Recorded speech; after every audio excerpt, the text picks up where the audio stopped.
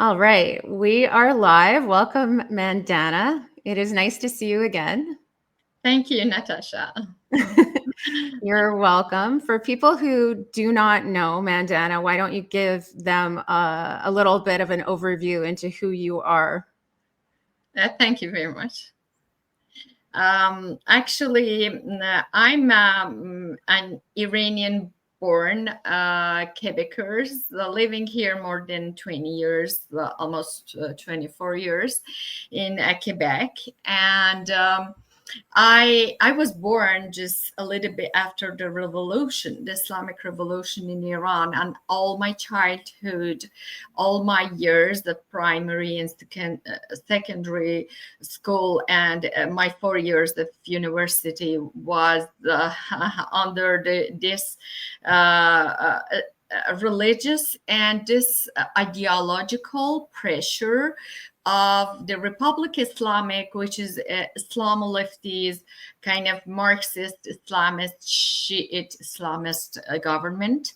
After I came to Canada, I came to Quebec, and I had a peaceful life since it was in around, I think, 2010 and those years, 2009, that with accommodement raisonnable, those things, I start to realize that in my environment at work and other places, some kinds of Islamist pressures are starting to pop up.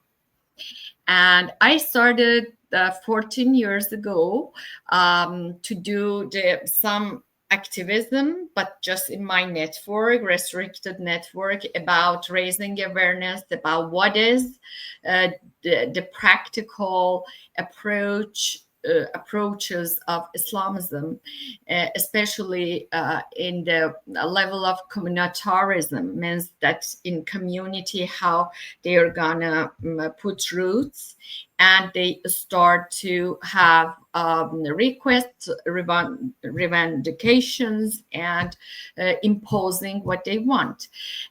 And 14, 15 years ago, no one wanted to know anything about this stuff. I know it's not very agreeable, and this is not a very sexy, hot subject. And it was not audible, sincerely, since for the first time, it was after the assassination of Mahsa Amini that we had more more sensitivity in the society about just asking question what happened, why a young girl of 21-year-old girl can be killed because of some hair coming out from her hijab. And after then they have been all these events, campaigns, demonstrations, aggressions, violence, harassments, and specifically these collective prayers in our streets in Montreal since almost 3 years, that's taking hostage our social and civic lives, that started to raise awareness more and more between Quebecers, Montrealers about the phenomena. Yes, I'm going to add this. Okay, so everybody please bear with me. I'm a very new. Ou le prosélytisme religieux idéologique dans l'espace public. Oui. Les rues de Montréal ne sont pas des mosquées en plein air. Oui. Les rues de Montréal ne sont pas des mosquées à ciel ouvert. Oui. Nous appelons donc le gouvernement du Québec à adopter une loi claire interdisant les prières islamistes organisées dans les lieux publics.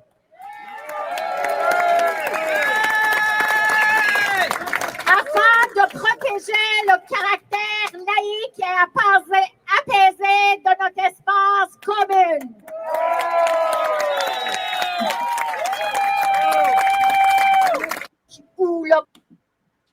Okay, so that gives people a little bit of context of the movement that you have started. So please elaborate for people. Yes, actually, it's very important to go back to the essential differences between Judeo-Christianism and Islam as religions, because I realized that in Western countries we take Islam, since it's an Abrahamic religion, at the same level that Judeo-Christianism, which is a very big error. Why? Because Judeo-Christianism, they have a common, very solid foundation, which is 10 commandments, which doesn't exist in Islam, first of all. And the second is that the place of spirituality is enormous in these two first religion. But in Islam, we, even if we assume that there is the place for spirituality, it's maybe 5 to 10% of the content of Islam, but at least 85 to 95% of Islam, it's a political ideology, it's a public administration, it's a juridic military way of ruling a country. The very specific frames in every single aspect that you can imagine. If you compare Islam and Quran with Bible, it's amazing, because in Bible we have zero frame, but in Quran everything is framed. And this is one of the very important differences between these two groups of religion.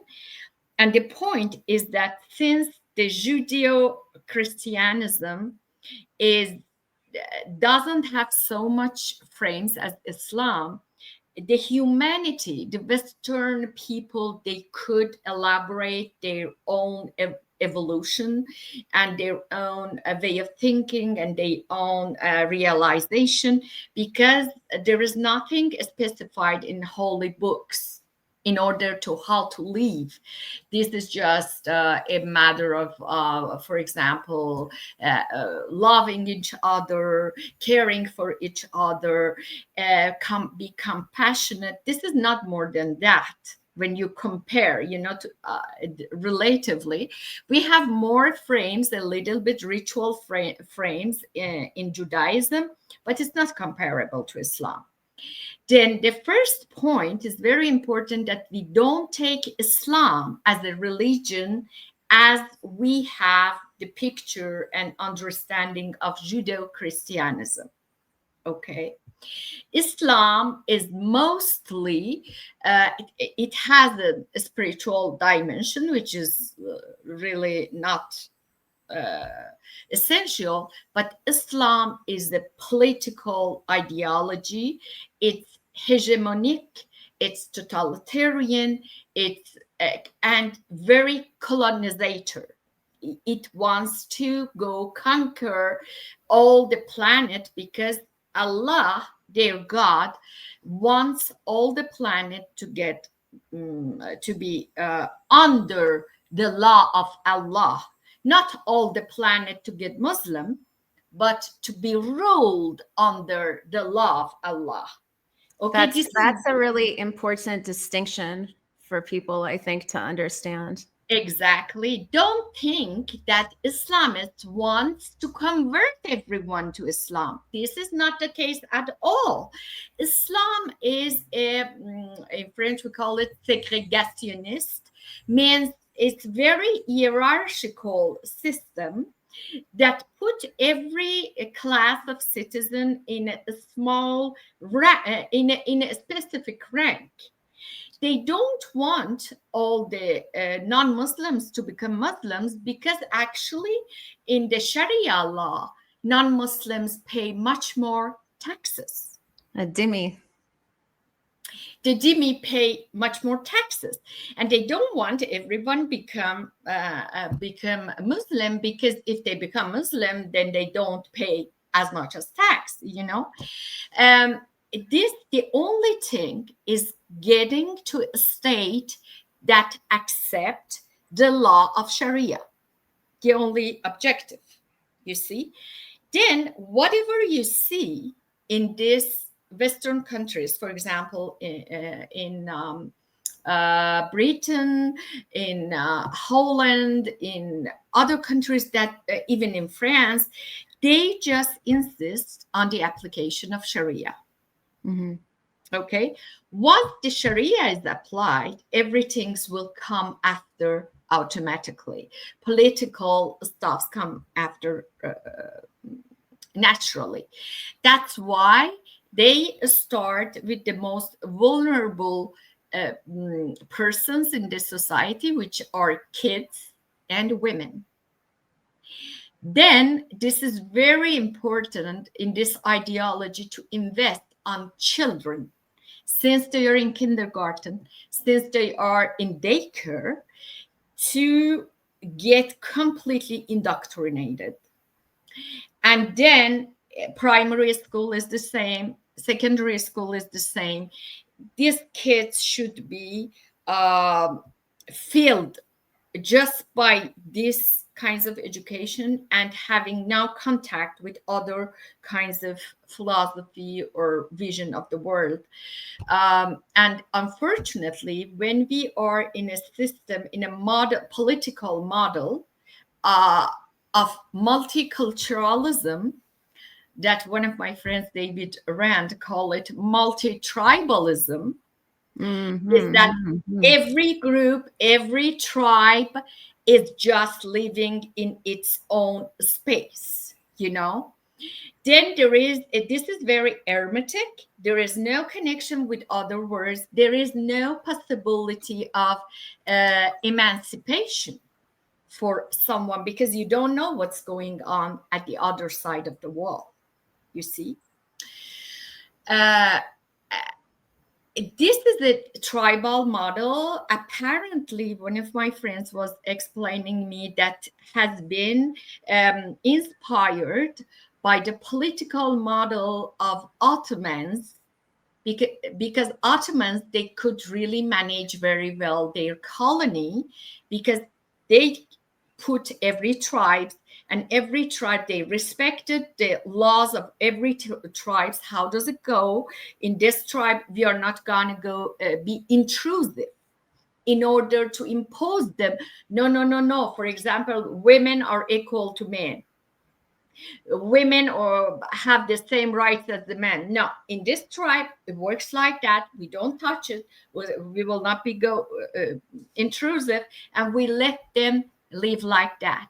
This model was really working with Ottoman, because their state, it was a caliphate. It was not a democracy.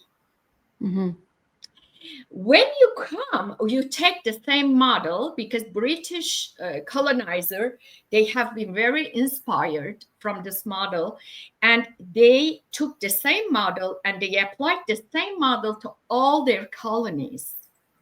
And actually, when you look at British colonies and compare them with French colonies, which was completely different, you see that when British, they came out from colony, there were no problem. Because they haven't been intrusive. They didn't want to change people in those countries in order to say, look at this is human rights, women is equal to men, this is not correct, this is pedophilia or whatsoever. They left people to live however they lived since many centuries. But the French colonies like Algeria, when they came out, even now after 70 years, Algerians, they are so upset because French people, French colonizers, they believe that they have to go and emancipate every human being, then to go to build the institution, to educate people, to learn them that what is civilization, what is civility. And that's why they are now paying this huge price, because Algerians, they are so mad that we were Arabs, we were living in tribes. Who taught you are that you impose all these changes to us, you see? And we are a colony of Britain. We have been a colony of Britain, and we have the same system of multi-tribalism or multiculturalism, but we are unfortunately in a democracy, means that the tribe that is gonna be more populated is gonna decide for all other tribes. It's important to note for people who don't know Canadian history that we were not a multicultural society. It was the British North America Act in 1867, creating a country which was based on the British Christian inheritance, basically. Because of tensions between Quebec and between the rest of Canada, when Pierre Elliott Trudeau became Prime Minister, initially there had been like a bicultural approach, and then he thought it would be simpler to circumvent this and expand to multiculturalism. At the time, there were so few cultures aside from the English and the French. Even most European immigration came from Britain, not even from the continent, but from Britain until the 1970s. So it was a theoretical multicultural model that was essentially meaningless in practice. But then when he began to expand with mass immigration and bring people in from vastly different cultures, then it became like the application of this Marxism, of the multiculturalist theory, I guess, in reality. Exactly. And the point is that at first, Trudeau Sr., he wanted to dilute the effect of Quebec and its difference by this model, dilute in the Canadian multiculturalism. But what's going on now, because we are taking so massive immigration in Quebec because of the language that they started, I have so respect for French language, and I didn't speak French language before I came to Quebec. I learned it. I love it. I'm so proud of it. I'm a proud Quebecers. But I tell to everyone, I didn't speak before, but now I can speak very well. What do you think? Maybe the first generation cannot speak, but the second, third generation, they are going to speak the language. But the point is that when we just focus on Francophone immigration, almost 98% of Francophone countries that has been colonized by France, they are Muslim countries, And this is the very particular problem of Quebec, that us, the Quebecers of Muslim culture, we started to talk about 15 years ago. I remember with my friends, we had a group. We go to see some deputy, but no one listened to us. It was just, no, we want them to be francophone. That's it. This is the problem of Quebec, but you can see almost the same problem in Manitoba, in Saskatchewan, in Alberta, even in Ontario, because they are gonna go take the Pakistani, the Bangladeshi, the Asian people that come, and they're from Muslim background too. But the degree, the percentage per capita in Quebec is far higher in Montreal. It was 12.7% in 2021, according to the census. Now I bet it's at least 15%. It's far lower in the rest of Canada. So in Ontario, because the population is so much bigger, the aggregate number might be higher. but as a force, Islam is not as powerful. It really is.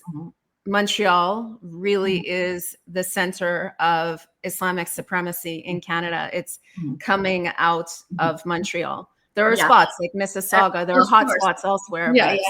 But another major reason is that these people coming from Maghrebian culture, because many of them come from France too. They are second, third, fourth generations, but they are much more influenced by the ideology of Muslim Brotherhood. Rather than Bangladeshi or Pakistani, which have been very far from these kinds of ideology, education, and indoctrination, because they are coming from this France culture, which has been very, very integrated with Muslim Brotherhood, and they are the true activists for Islamism. You know, they are true engaged in the process of, for example, as teachers in the school, to put these pressures on kids in order to practice, you know, the Islam, all of that. Yeah. I'm just going to interrupt you for a second, and I'm going to put up your... I'm just going to zoom in. Oops. Okay, sorry. I want to put this up so that you can explain what it says in English. Yeah. I start? Yeah. Okay. Actually, this protest in front of the most important Christian symbol in Montreal started almost 2 years ago. That a group of these Islamist movements, very, very political, ideological group, they come, and even in winter, they come and do their Islamist prayers, which is a form of provocation to create the interreligious conflicts. You know, they do these prayers in front of Basilica in Montreal. Finally, it was in July that me and some of my friends, we decided to have a call for a pacific protest in front of Basilica, and to be very vocal about the fact that we are seeing what's happening. And unfortunately, we are realizing that politicians and authorities, they do nothing in order to protect our symbols, patrimonial symbols, and our history. Then we are here to denounce these kinds of acts. For the next 3 weeks, there haven't been any presence, at least at our best knowledge. And then on August 10th, they have been a small group who was there. They were there just to have a very informal prayings. It was not like the ritual, actual prayings that they were used to do. But anyway, we arranged another protest for August 17th in front of Basilica to tell any form of prayer is no in front of this patrimonial place. Just 1 second. I'm going to pull up the video from Guillaume. Okay, yeah. For this one.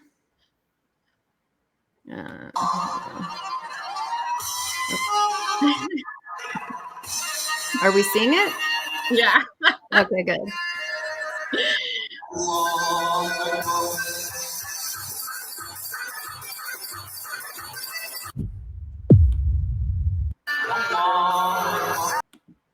Okay, so it showed you dancing. Yeah, actually, this is the point. You see, this is the point. Why? Because these people, they are doing a provocation in front of a symbol, in front of something that's attached to the identity of these people. I'm not Canadian. I'm not Christian. I'm Iranian. And I know because of our attachments, pre-Islamic attachments to our all historic symbols, I know that how it can feel bad for Canadians, Quebecers, or Christians to be insulted since 2 years and no one's doing nothing. But they do that because they are telling that we are in our right of free speech. Yeah. This is religious free speech, and we are exercising our free speech. But as a Muslim, I know that when Muslims are doing their prayers, in general, even the music and the dance is haram in Islam. Means that they are sins. Listening to music is a sin, dancing is a sin, especially when someone is praying, someone is in conversation with Allah. The environment should be very, very respectful, and that's why I am using the same right of free speech. But I am lacking the respect to this environment that should be respectful toward their God. But they cannot come to tell me that you lack respect toward Allah, because they are doing the same by using their own right of free speech toward Basilica. And this is in a very civil and very peaceful way. There is no violence. This is very joyful, but I insisted to put Arabic music. Okay. Why Arabic music? Because all these Arab words in those music, these men and women, they have memories with these words, and they have like souvenir, and they have images. They're gonna be really affected inside their head. That what am I doing?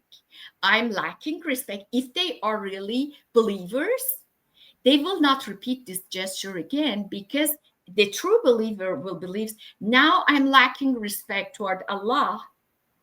He is very mad at me, because he thinks, if you really want to respect me, go and do your prayer in mosque. Yeah.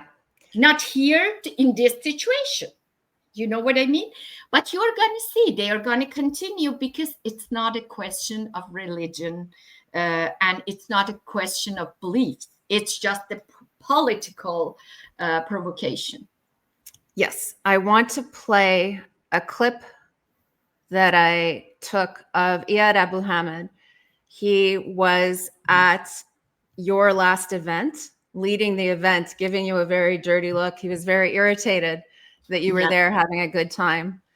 And he is one of the leaders of Montreal for Palestine, along with his son, Bara Abu Hamid, along with Mahmoud Khalil. I'm very familiar with these three men. And I took a viral speech of him in August, and it will show people the mindset and help them understand that this is Islamic supremacy, and that our laws are being used against us, essentially to disarm us from being able to criticize these radical individuals.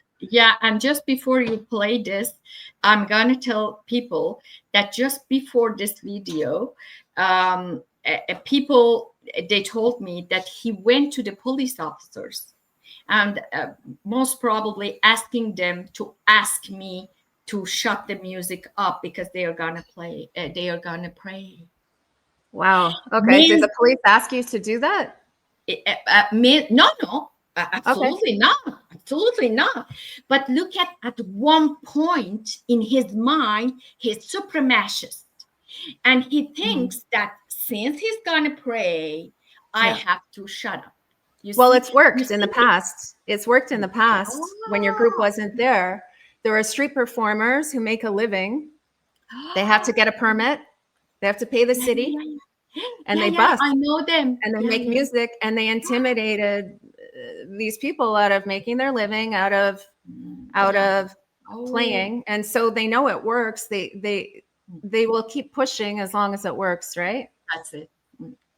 I'm just so yeah. Just tell me if ever this is not playing, because I think everybody can hear it. You can hear it, but I can't hear it. So just give me a heads up if ever. One sec. I will bring this up. And this should be clear. I repeat what my brother said before a few moments. Can you hear it? Which we use to educate ourselves and raise our kids since the first day. We will never recognize Israel. It's not a matter of weak or strong. It's not a matter of balancing. It's not a matter of solving the issues. No. The conflict is not a conflict. It's not two-sides conflict. There is an occupier and there is occupied people. And the occupied people has the right to resist. And the occupier... So I'm not going to play the entire video because it's 8.5 minutes of him ranting about that type of thing, but it gives people an idea that these aren't, spiritual, calm Canadian people. These are fanatics. They're foreigners, and it's not a religious experience. It is absolutely Islamic supremacy and colonization, because they want to impose, and they want that everyone accept and everyone get submitted to their rules. This is completely. This is not even a conquest. This is really a form of colonization. Yeah. Yeah, I thought that you were going to play the other video of the Sunday when he's so frustrated that we were playing and we were dancing because he was looking that it's not possible. We are going to pray and she is dancing. And, I think you didn't play that video. I didn't play it. I don't know if I earmarked that one or not. I have Alexa's long... I have her long reportage. I don't know if he's in that or not. No, this is not. This was Guillaume who put 30 seconds on his page, and it was amazing because he's looking at me like he's gonna kill me. Yeah, I've gotten that look a lot from him before. Okay. He's a very aggressive individual. Yeah, very aggressive look. And this video from Guillaume was so delicious for me. It was incredibly funny. Yeah, because I'm looking now through his feed. I'm down in the bicycle. There's he's showing a Nazi salute that took place at one of these events by an Arabic woman wearing a hijab. I put. Yeah. Here we go. Okay, I've got it. I have got it. So one sec. I just have to look at how he made my day when I saw it. One sec. Okay, so I'm just going to go into it and bring it up. Here, 1 second. I appreciate everybody's patience as I learn how to navigate this.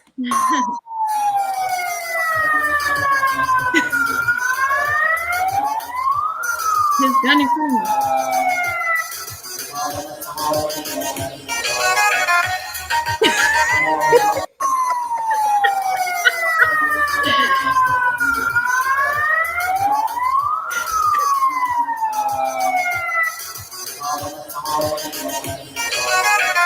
Oh, it's so good. It's so good.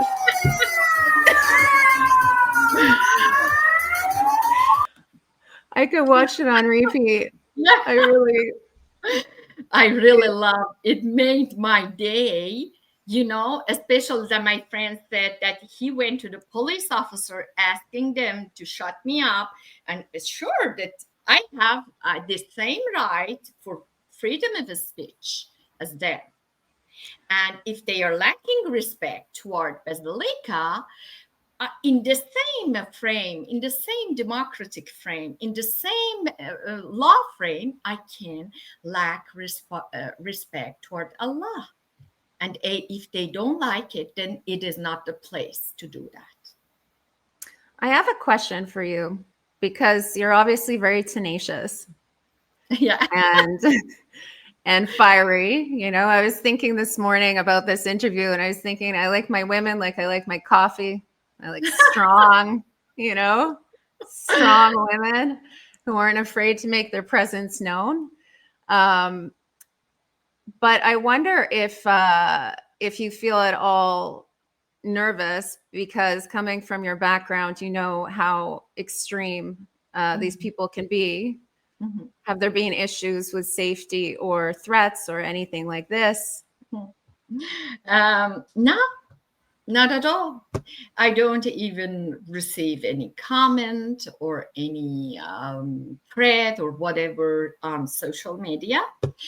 But I know that sometimes people who are working with me, they are going to be intimidated a lot.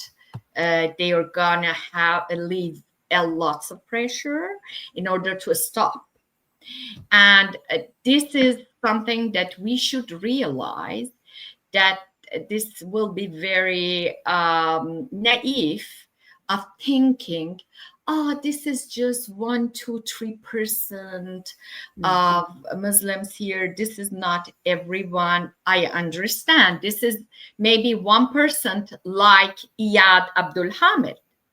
But the others, they leave the same social pressure in order to put the pressure on the people, on others, Then this is a very amazing strategic networking in their community.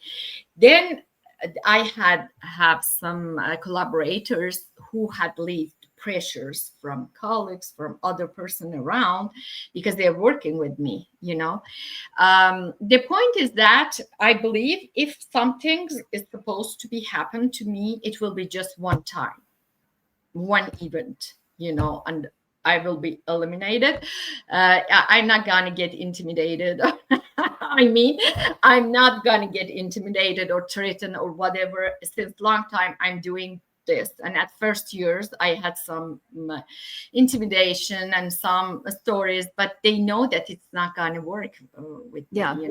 They know me. Then, and I think some days ago, one of my friends called me and asked the same question. It's really touching for me that people, are thinking about that. And I told one thing, and I told that if it happens, that all this Islamist Sharia rules will be erased from Quebec at that time, because everyone gonna stand up that no more hijab for girls till 18 years for minors, no more Ramadan for kids till 18 years, no more hijabs in our state institution. And this will go very easily, because democratically you witnessed that they eliminate people that they want to protest these things. And this but they do. They haven't yet in Canada. Yeah, I know.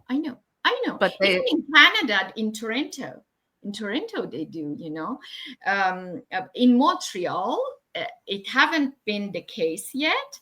And me, sincerely, when I see how Iranian girls, how Iranian people, they are so courageous and so brave. Now almost 80% of Iranian women go out like this without hijab. And they are out of the law. And theoretically, police can arrest all of them and put all of them in the jail. But they think themselves that when this is too many women, they cannot arrest just every woman. Yeah. And they do that. And I see since 2-3 years, I see all the things that the Iranian women, they do in Iran. And for them, I am not a courageous, brave woman, for what I'm doing. And at one point, I believe when you look at all the human histories, all these big steps has been done all the time with women movement. It's sure when the difficult part is done, the men came and took from us, but we don't care. I don't know. We need all hands on deck. We've got to bring everybody in. I personally, the work that I have done so far in covering these events would be made a lot easier if people showed up who were strong patriots in opposition, because I can't go by myself anymore. I get swarmed and assaulted, and I've had to even file a police report. So we'll see where that goes. But if there are even 10 people, the Islamic supremacists are such cowards that they won't confront even 10 people. And I don't think that the police will make an example of a group of 10 people or more, but they will make an example of 2 female reporters, Yeah, I remember, and those images is all the time in my head, and how police can treat a journalist like that, and you are there doing your job. It's not, and all those, like even now that you showed this film, all those men who are screaming Allahu Akbar, which is completely a terrorist expression. And I was, that was one of the worst parts of that physical assault, which is what it was. It was a physical assault. One of the worst parts was hearing the hyenas who don't belong in my country, who never should have been here, who serve absolutely no benefit to Canadians or to Canada, screaming Allahu Akbar, while French Canadian police officers beat me up and arrested me. I know. But, somewhere I believe that it comes a lot from the policies established by Valérie Plante administration too. It has to be because I don't believe that all the police officers wish to support Islamic supremacists, but they do. So it's coming from somewhere. The point is that, I know that it's not a really common thing in society, but you can imagine, because since last 20 years in our schools, in our education system, our kids have been indoctrinated to be very submissive to Islam. Yeah. And younger police officers, just like less than 30 years old, they are the products of this educational system, which put all the time Palestine, Hamas, Hezbollah like victims, and all this, white, and they are all colonizers, all this wokeism in their head. And you see that this phenomena is more common between younger generations, youngers, less than 35, than older ones who haven't been indoctrinated in our educational system, in our with the indoctrination educational books in our ministries. But the point is that between police officers as persons, it's you can find people pro-Palestine or pro-Hamas, certainly.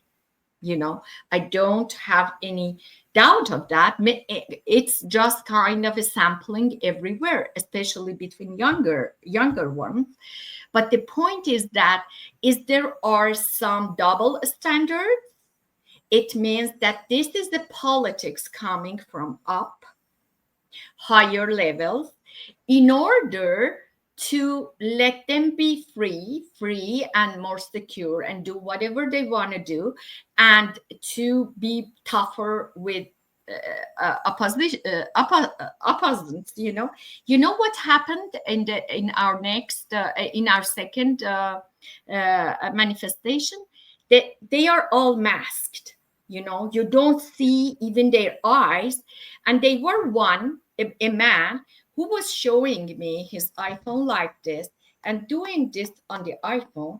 And on the iPhone, you were seeing a picture of a diplômé, in the, I don't know how to call it in English, at the, when you got your diploma from university or college, you're going to have those uniform to take a picture. Okay. Yeah. His graduation photo, you mean? Exact. It was a graduation picture, but it was like 4 or 5 meters of distance. I couldn't see if it was a girl or a boy, but I was seeing that it's a graduation picture. And he was showing me, you see this graduate student? Okay.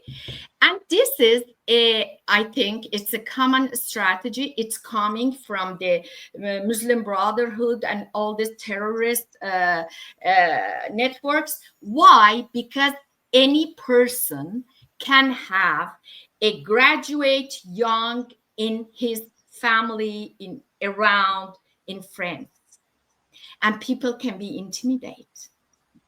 So I don't understand, like, who is he implying, like, what was the threat? The threat is that you see this picture, we are going to kill him or her. Oh, it was someone you know? No, I don't know that person. And I don't have anyone graduated with this picture in my surroundings. That's why I was not afraid. Okay. So that's just, they just think that it's so common that you would know someone and think it was. Okay. I got it. You see, because this is a common photo, and any Canadian in his family around, and you couldn't even see it's a boy or a girl. Okay. You could see just the uniform. That is the graduation uniform. And then he was showing me, you see this? This is the death threat. Yeah. Well, they're emboldened, they're emboldened, and they know. I'm sorry, please continue, but I'm just looking on the Leviathan account for pictures so that people see, if they haven't seen the protests, of the way that they dress up like terrorists and cosplay, like in full outfits. Even on my Facebook page, I put, but there are so many publications. And there, one of the persons who were in our group just write, because I expressed this on a Facebook publication. She wrote to me that there were a woman with hijab and with this mask. She was doing this to her,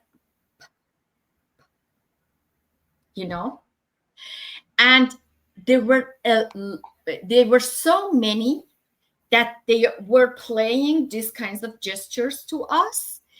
And when I called to police about, but what the heck, these are all death threats. Yeah, but they are masked. Yeah, it makes it very difficult to identify people when they're wearing a mask, which is why in Canada it's illegal to wear a mask when you're committing a crime, and threatening somebody, uttering threats, is a crime. That's it. But the point is that in that context, when they are 20, doing the same thing every 3-4 seconds, one here, the other there, the police cannot arrest everyone. No, they can't. I think there's also a bit of a language barrier sometimes, because they say some of the most egregious in Arab, in Arabic, also in English. Oh, yeah. Okay. And I think it's a little bit of a way of circumventing the ability of the police to do their jobs. I mean, we can't expect the police to be trilingual and speak Arabic, you know? Yeah. I've had a friend of mine translate some of the speeches I've recorded because I didn't understand all of the Arabic, and you can try and translate from Arabic, but if you don't know the context, like he was saying, yes, this is what it is directly in Arabic, it's what you think it is, but what this actually is a Hezbollah chant. Oh, you know, so sometimes they're repeating things that someone who's not a native Arabic speaker will not understand the context of what they're saying. That's it. But we know, even me, I'm not an Arabic speaker, but I can distinguish the calls for jihad. Yeah. And the call for jihad is the hate speech. It's a call for a war, you know, and a call for killing the non-Muslims. Yeah. This is it. But since it's in Arab, and I don't know if someone already filed a complaint or whatsoever, I have no idea. But this calling for jihad, it's almost 3 years. Hate is almost 3 years. But again, unfortunately, we have a religious protection thing in our criminal code that they can say, it's just a verse of Quran. But Quran is full of hate speech too, you know. Then they say it's a spiritual jihad. It's not war jihad. Well, that's very convenient. No, but this is a psychological jihad. This is not a spiritual jihad, you know. Yeah. And this is the same, you know. Yeah. I know that you have to go in 6 minutes. So I would like to show again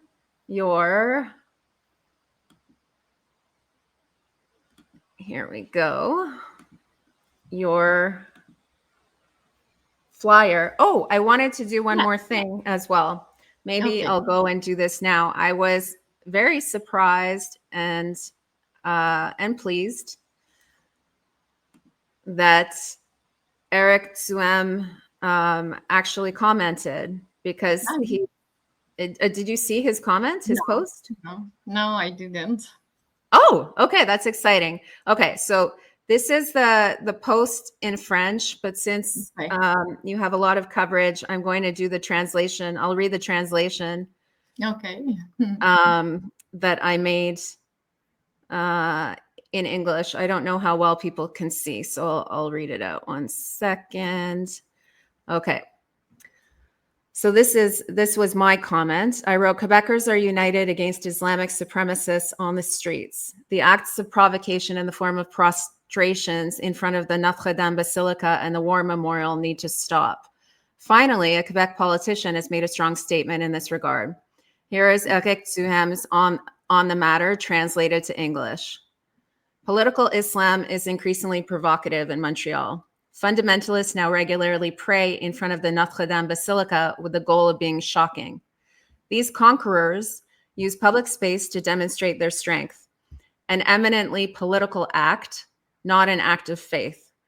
All this is happening amidst pro-Palestine or pro-Hamas protesters. They are exploiting religious freedom to advance their dogma. Prayers should be reserved for places of worship or in the private sphere, in the way that the overwhelming majority of Muslims already practice peacefully. We cannot claim to have a law on the secularism of the state while we tolerate such Islamist outbursts in the middle of our metropolis.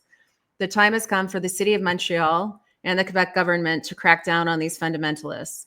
Disgusted by the current laxity, citizens in good faith are organizing counter-protests these days. Let us not wait for unrest to erupt or for the crisis to escalate before taking action. Quebecers are one of the most tolerant people in the world. Standing up against the rampant Islamization of our society is precisely a sign of tolerance, a way of saying no to these fundamentalists who seek to discriminate, particularly on the basis of our religion, sex, or sexual orientation. Let's open the debate now on banning street prayer in Quebec. And then there is a picture and a still from Rebel News video of them in front of the basilica. Yeah. And I hope really that politicians in power, like the Quebec government, the city of Montreal, because the city of Montreal, they have rules. They need just to be applied and to be reinforced. It doesn't mean that we cannot frame them. This is a lack of volonté politique, that they don't want to apply. And this is a true problem. Yeah, I mean, we also have a criminal code. It's at every level of government, really, that we're seeing the problem. We have a criminal code, and the criminal code is not being enforced. It's a crime to harass, to intimidate, to physically assault, to swarm, to utter death threats. All of these are crimes. I'm a robust free speech absolutist. I am probably the most pro free speech that a person can be. However, you don't get to threaten to kill people. That is not protected speech. And trying to deceive naive Canadians into believing that Islamic supremacy is somehow religion is in very bad faith. And I hope that Canadians will be able to begin to see through this facade. Yeah, exactly. And tomorrow we will be there at 2:30. But after that, I put that I fixed everything. I knew that the Ukrainian patriots, they will be in front of. They have already in front of Basilica from 2 to 4 p.m. a celebration. Then for us, there is no contradiction, and we will be very happy even to be part of their celebration. Of course, but at least we will be there to celebrate with them the Independence Day. And I know that the war in Ukraine is very, very difficult for them, and to meet them and to talk to them, why not? But our speeches, it starts at 4:15, means 50 minutes. That after they finish. That's good to know. Exactly. At 4:15 we start our program, but we really want to stay at that space till 6 p.m. because we know that they come everywhere they go to march. They could come to do their prayers at the end in front of Basilica. Last week they did. Then we stayed there till 6 o'clock in case that they do their march and they come back again in order to protect at least the space in front of Basilica. And the prayers are at prescribed times. There are 5 prayers a day, and they're at specific times. Yeah, but this prayer is not a true prayer, it's not a valid prayer anyway. It's not a spiritual one. I don't even call it a prayer, but they're pretending it's a prayer. Demonstration. This is the force, like a power demonstration, Yeah. And we know, I have some friends, we know that the people that are praying, they're paid, and they are not even Canadian, many of them.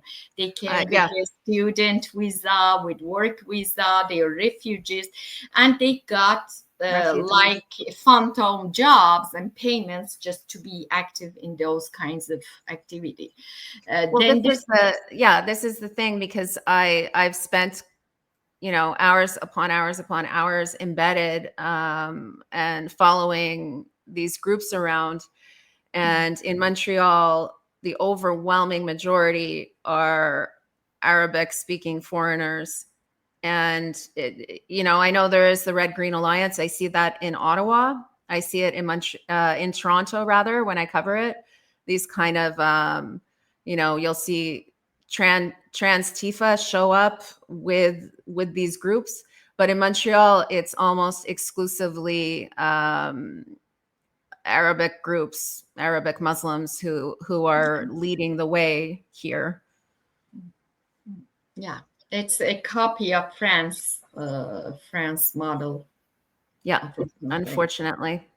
Okay, so what time should people go then? At 4 or earlier? At 4, if you want to be part of the Ukrainian celebration, you can come sooner, but our program starts at 4:15, our speeches and everything. And after that, we are going to put music and we will dance and we will be full of joy. In case that they come and do their prayers, I really want to put belly dance, very perverse Arab music, because this is something that will really disrespectful, and I want to do that. I know that in many other languages we have dance music, but this is not going to affect them. It should be really Arabic belly dance, very perverse music during that they are doing their thing. I like and admire your creativity. I wish I could cover it tomorrow, but I'll be away. So I'm hoping that this live stream will reach the English Canadian side of things so that people will begin to show up as well. We're at a real disadvantage because, as you mentioned before, we don't get paid for this kind of coverage. There's no Soros type organizations or Qatari money flowing our way. So we all have families and jobs and lives, and the coverage, like the journalistic work I do is in addition to working full time and the rest of the busy life. And it's the same with the other people who are showing up to support you as well. Like us activists, we are not paid, and we don't have petrodollars and Qatari petrodollars. No Hasbro money. People keep accusing me of having Hasbro money, but there's none flowing my way. Yeah, that's it. And that's one of the things that I think citizens should support, especially the media like you, because you, Rebel News, Alexa, you have been the only voices. And actually, if I didn't see your video and how you have been brutalized, I couldn't be sensitive to this issue. And this is really, it's kind of it is the picture of a sacrifice that you did, but it takes, and the reality is that the women is the type of women, to be strong and to go forward, even if unfortunately we cannot make lots of money, we cannot make any money anyway. But yeah, I wish you. I mean, we don't. I won't speak for you. I don't want the children I know growing up with these fanatics completely circumventing our culture and intimidating and scaring them, and the harassment in the schools. I had also covered in the Bedford school that group of extremists, of Muslim extremists. The mainstream press were calling them Maghrebi. They're Muslims. They're Muslim extremists. That's North African Muslim extremists. That's who they are. I don't want children not having advocates. So, the last thing I want is to be thrown head first onto concrete stairs by the police who I used to trust implicitly. But someone needs to step up, and we can't complain about why isn't someone doing something when we can.